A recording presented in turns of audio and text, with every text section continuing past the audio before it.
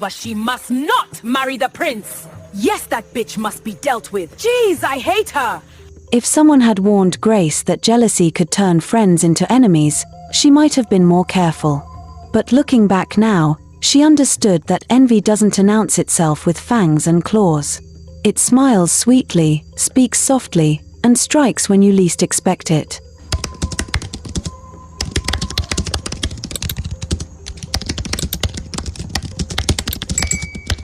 Grace lived in Gbola, a small village nestled between rolling hills and thick forests.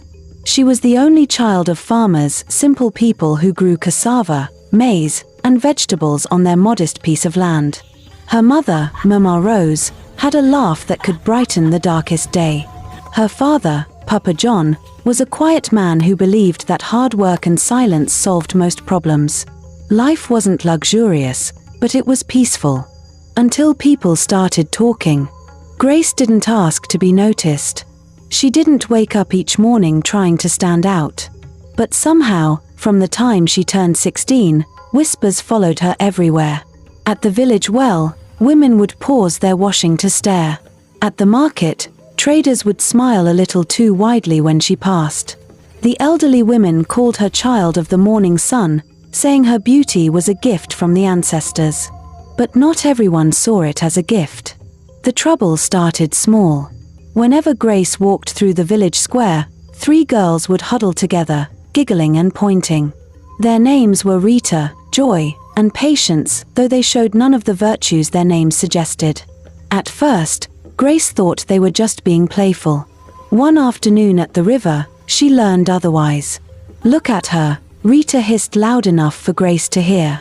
"Walking like she's better than everyone else, just because her face is pretty."